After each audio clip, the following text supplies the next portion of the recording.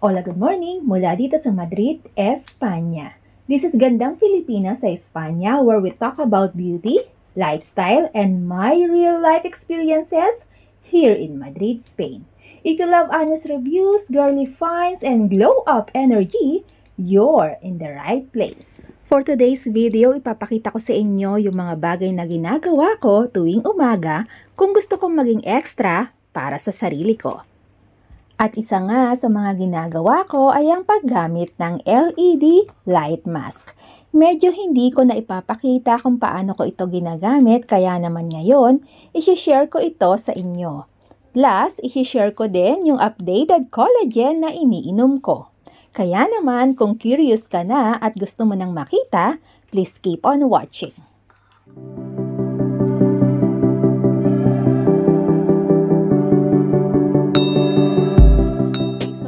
Malinis na yung aking face, nakapag-shower na ako. First, bago natin ilagay yung LED mask, kailangan nating mag-spray ng hydrating mist. So, according to doon sa instruction. At yung hydrating mist na gamit ko ay by the brand Dear Hydration Vanilla Co. Dalawa yung pinagpilian ko. Kung ito ba o yung puti na may parang pagka-bulky. So, mas pinili ko to kasi ito, madali siyang dalhin. Mas portable tong dalhin kesa dun sa puti. So, kanina, pinakita ko sa inyo kung paano ko nilagay yung eye mask niya. Ayan, make sure lang na makikita ninyo yung left and right. Dito kasi sa mask niya may nakalagay na R and L, left and right sign siya kung saan mo siya ilalagay. Tapos, nailagay ko na rin itong ear hook para hindi siya malaglag. So, make sure lang na bago nyo siya gamitin, malinis yung face mo at malinis itong mga to. So, ito kasi silicone to. So, pag ganitong silicone, medyo kinakapitan siya talaga ng dumi. So, between ito at saka yung puti na isang brand niya, na isang ibang klase, ito yung mas pinili ko. Why? Kasi bulky kasi yung puti. Yung puti kasi, naka-steady yung kanyang form. So, kapag dadalhin mo siya, bulky. Ito, pwede mo siyang itupi na ganyan eh. Pwede mo lang siyang itupi or i-roll ng ganyan. Kapag aalis ka, hindi siya masisira, yun ang sabi sa instruction. Tapos, hindi siya tawag dito, kakain ng malaking espasyo sa bagahe mo. So, ayan, okay na siya. So, ilagay na natin. So, ang gusto kong kulay ay yung red. Ayan. So, red yung gagamitin ko.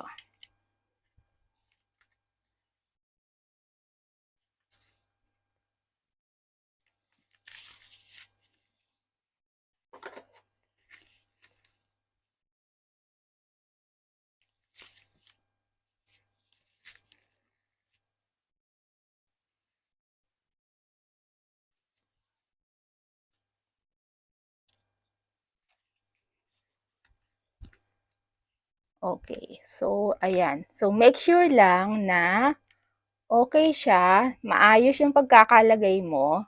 And then, according pa dun sa instruction, kailangan mo mag-wait ng 10 to 15 minutes. Ayos ko ng konti kasi dapat ito ay nakalabas.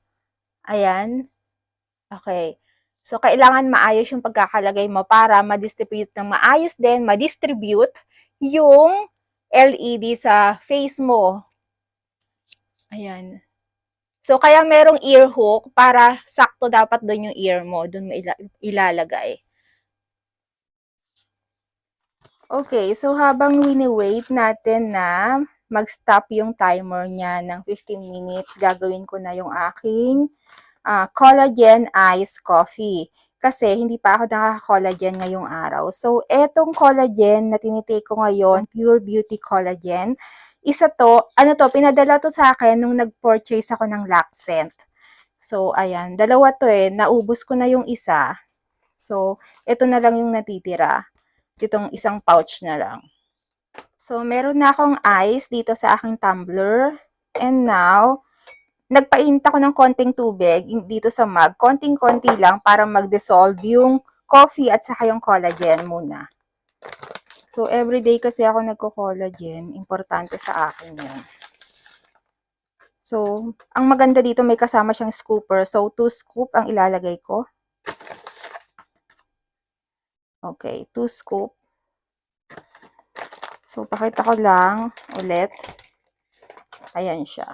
And then, lagay natin dito. O, dito na lang. Yan. And then, etong coffee. Mga 1, medyo marami ako mag-coffee. Mga 1 teaspoon. Ayan. Gustong-gusto ko kapag nagmi-me time ako ng ganito. Kasi nare-relax ako habang nagsi-self-care. Yung habang inaantay kong matapos yung timer ng LED mask, I am drinking collagen coffee while reading yung isa sa favorite book ko. Minsan nga hindi ko namamalaya na habang nagbabasa ng ganito, tapos na pala yung timer ng LED mask na suot ko. After ng timer ng LED mask, pagkatanggal ko, mapapansin nyo may parang mark dun sa may eye area kasi yan yung silicone mask na inilagay ko kanina. So normal yan, hindi yan, ang tawag dito, hindi yan masama, normal yan kasi nga meron siyang silicone eye mask. Protective mask kasi yon para sa mata. So para hindi mag-direct yung LED sa eye, kaya may ganun siya. So, after nyan, kapag tinatanggal ko yung LED mask, pina-follow ko agad yung proper skincare routine. Mahalaga sa akin ang tamang skincare routine pagkatapos gumamit ng LED light mask. Kasi kahit nakakatulong ang LED light therapy mask sa pagpapaganda ng kondisyon ng balat, mas magiging epektibo ito kapag sinabayan ng wastong pag-aalaga sa ating balat. Tandaan na hindi sapat ang paggamit ng beauty devices lamang. Mahalaga din ang consistency sa skincare routine at tamang skincare na ginagamit mo. Alright loves, thank you for watching!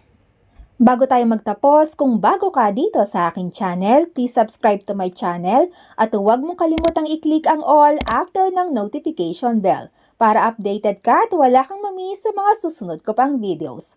Maraming salamat sa panonood! Once again, this is Gadang Pilipinas sa Espanya, sharing life one story at a time. Nos vemos en el próximo video. Hasta luego!